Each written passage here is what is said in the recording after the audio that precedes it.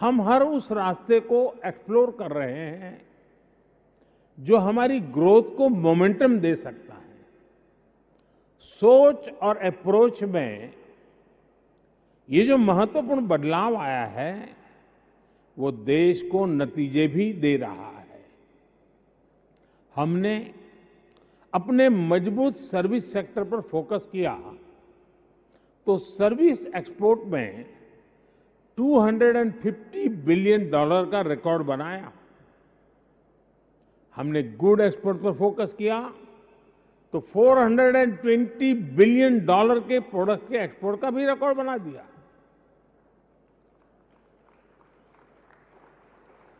इन सबके साथ ही हमारे प्रयास अन्य सेक्टर्स के लिए भी उतनी ही गंभीरता से चल रहे हैं।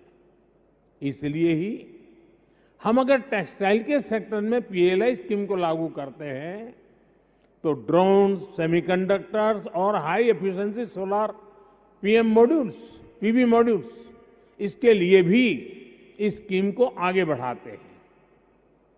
बायोटेक सेक्टर के विकास के लिए भी भारत आज जितने कदम उठा रहा है वो अभूतपूर्व है। साथियों, सरकार के प्रयासों का आप हमारे स्टार्टअप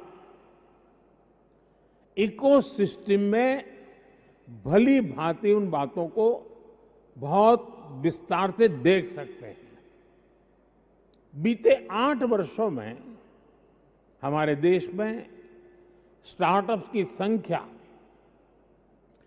कुछ 100 से बढ़कर 70,000 तक पहुंच गई। ये 70,000 स्टार्टअप्स लगभग 60 अलग अलग इंडस्ट्रीज में बने हैं। इसमें भी 5,000 से अधिक स्टार्टअप्स बायोटेक से जुड़े हैं। यानी भारत में हर 14वां स्टार्टअप बायोटेक्नोलॉजी सेक्टर में बन रहा है।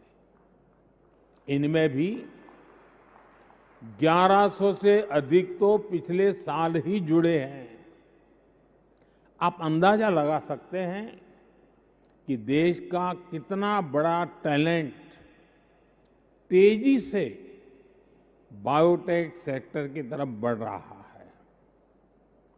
साथियों, बीते सालों में हमने Atal innovation mission, make in India और आत्मनिर्भर भारत अभियान के तहत जो भी कदम उठाए हैं उनका भी लाभ बायोटेक सेक्टर को मिला है।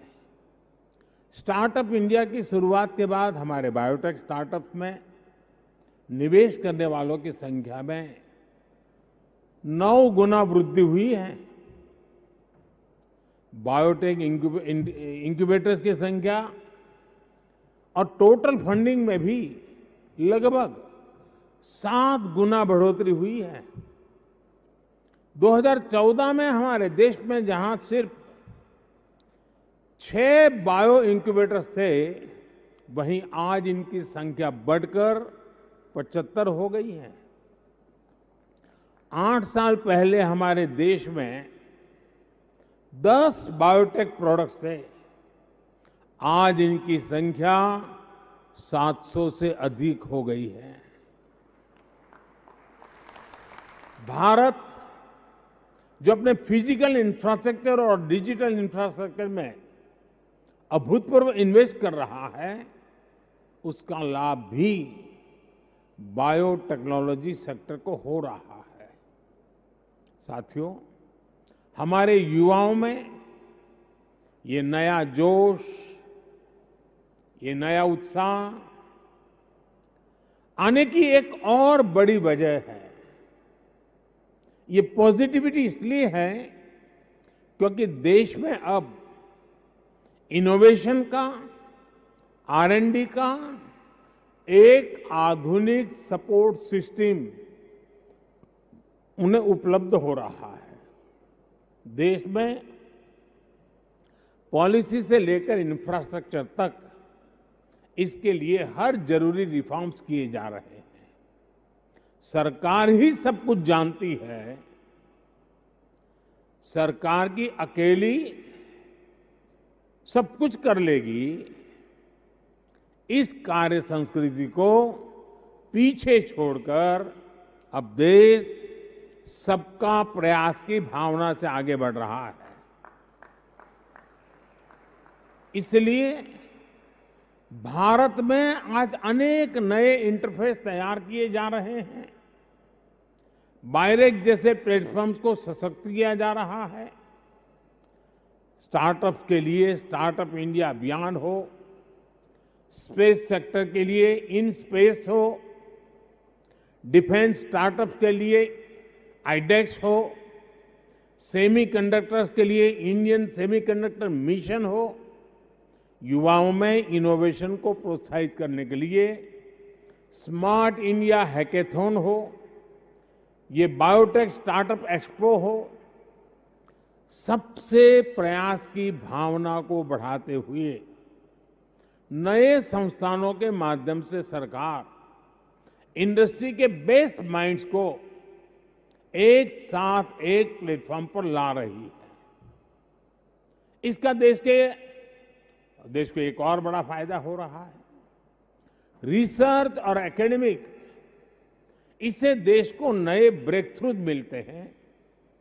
जो रियल वर्ल्ड व्यू होता है उसमें इंडस्ट्री सहायता करती है और सरकार जरूरी पॉलिसी एनवायरनमेंट और जरूरी इंफ्रास्ट्रक्चर उपलब्ध कराती है। साथियों, हमने कोविड के पूरे कालखंड में देखा है कि जब ये तीनों मिलकर काम करते हैं तो कैसे कम समय में अप्रत्याशित परिणाम आते हैं। आवश्यक मेडिकल डिवाइस, मेडिकल इंफ्रा से लेकर वैक्सीन रिसर्च, मैन्युफैक्चरिंग और वैक्सीनेशन तक भारत ने वो कर दिखाया जिसकी किसी ने कल्पना नहीं की थी। तब देश में भांति भांति के सवाल उठ रहे थे। टेस्टिंग लैब नहीं है तो जांच कैसे होगी? अलग अलग डिपार्टमेंट्स और प्राइवेट सेक्टर के बीच कोऑर्डिनेशन कैसे होगा? भारत को कब वैक्सीन मिलेगी? वैक्सीन मिल भी गई तो इतने बड़े देश में सबको वैक्सीन लगाने में कितने साल लग जाएंगे? ऐसे अनेक सवाल हमारे सामने बार बार आए। लेकिन आज सबका प्रयास की ताकत से भारत ने सारी आशंकाओं का उत्तर दे दिया है।